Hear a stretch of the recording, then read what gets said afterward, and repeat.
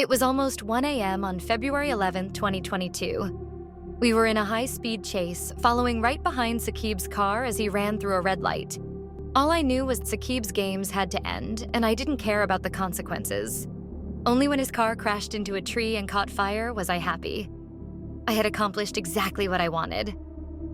I am Mahek Bukhari, and this is my story.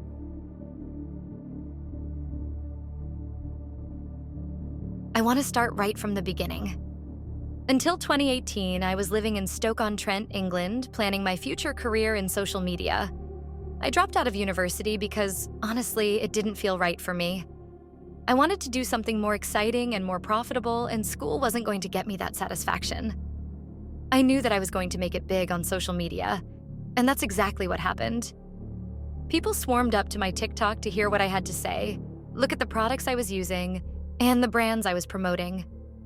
This is how I wanted life to be, and I was proud of myself for making things work.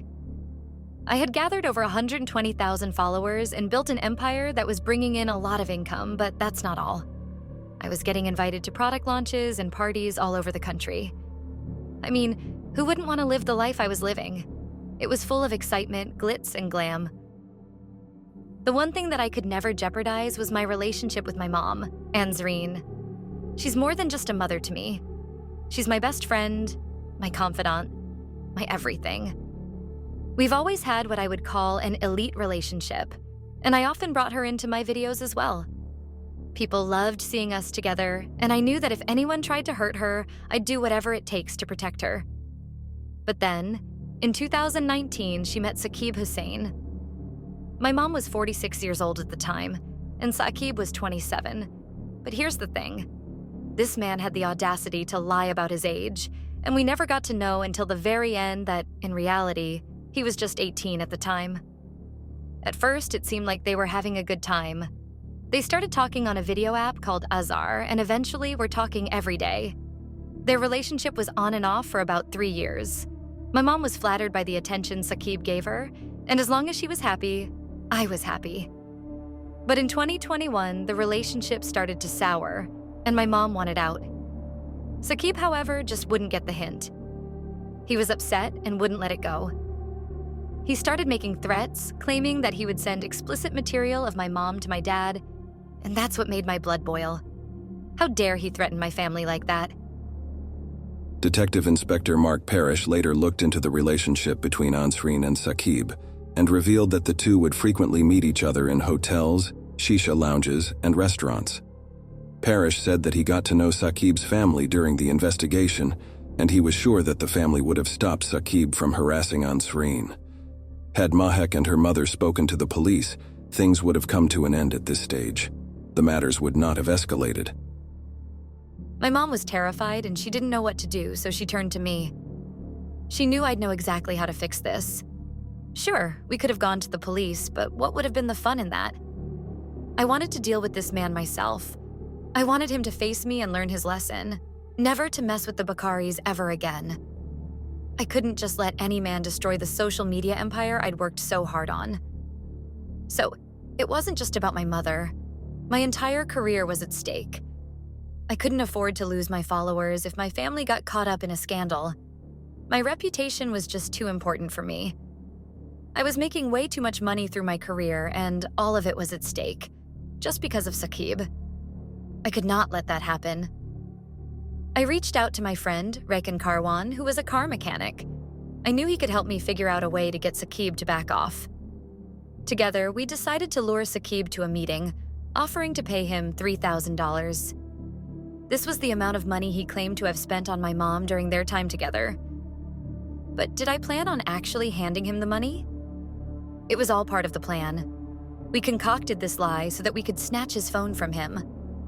That would have eliminated the threat once and for all, and would have also taught him a lesson. Rekan got some of his friends involved. Rais Jamal, his cousin Amir Jamal, Sanaf Gulu Mustafa, Natasha Akhtar, and Mohammed Patel. We all met up at a Tesco supermarket in Leicester in the early hours of February 11, 2022, waiting for Saqib to show up. That night, Saqib was in Banbury, trying to find a way to get to Leicester. He got his friend Hashim Ijazuddin to drive him. Hashim didn't know anything about what was going on. And yes, he was completely unaware of the chaos he was about to get caught up in. Poor guy.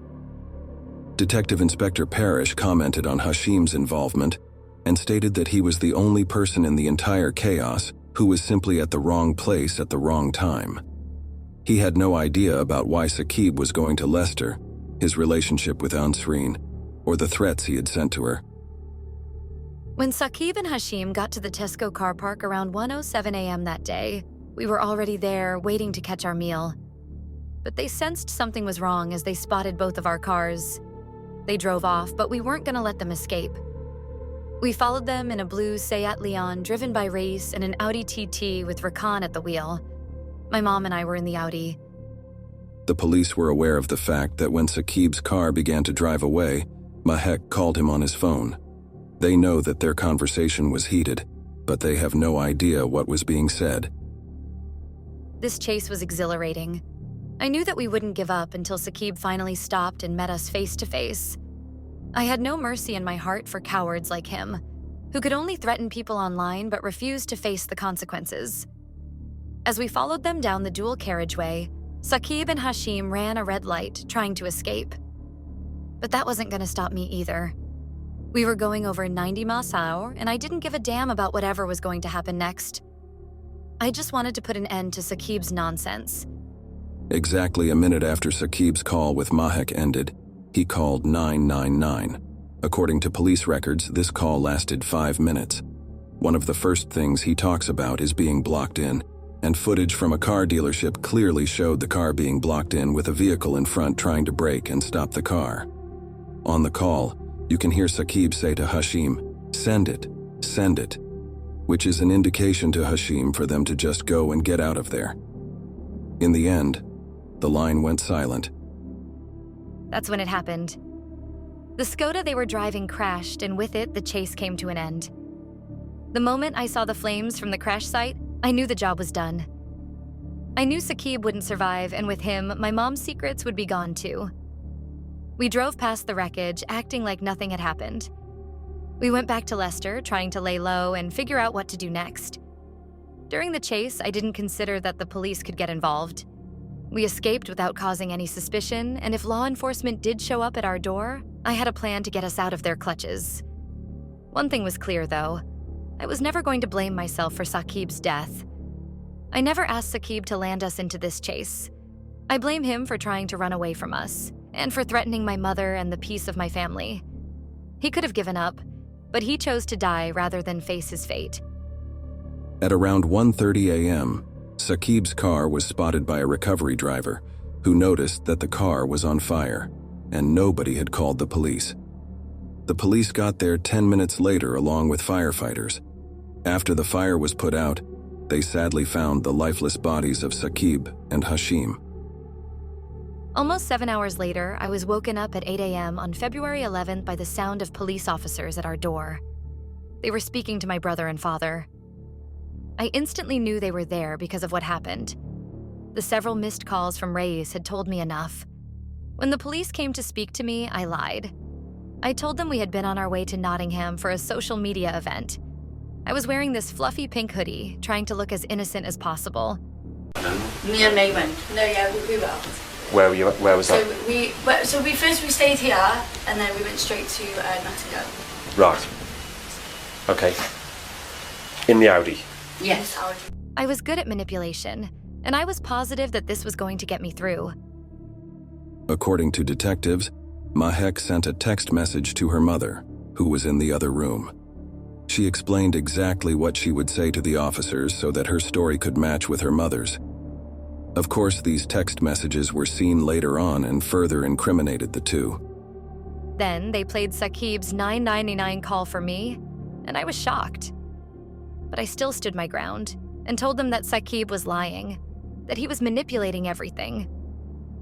After all, isn't that all he had done the entire time he knew my mother? But they arrested me anyway. In their eyes, I was the culprit for threatening Saqib, and they would hear nothing else. Months went by before the trial began, and after it finally started in June 2023, it went on for 3 months. The sentencing was set for September 1st, 2023, and the jury deliberated for 28 hours. I knew I had enough evidence to prove that I was only defending myself and my family. I could prove that Saqib brought his death upon himself. On the day the verdict was read, I looked exactly how I felt, confident in myself. I was laughing and waving to reporters outside the court because I refused to accept that protecting my family was a bad thing. But when they announced that my mom and I were guilty of 2 counts of murder, I knew that I was defeated. We have seen continued lies and deceit from the defendants as they tried to evade responsibility for the killing. The fact that they're locked behind bars is clearly a relief. However, there's no real justice because my beloved baby brother will never come back. Rekan and Rais were also found guilty of both murders, while Natasha, Sanaf, and Amir were convicted of manslaughter.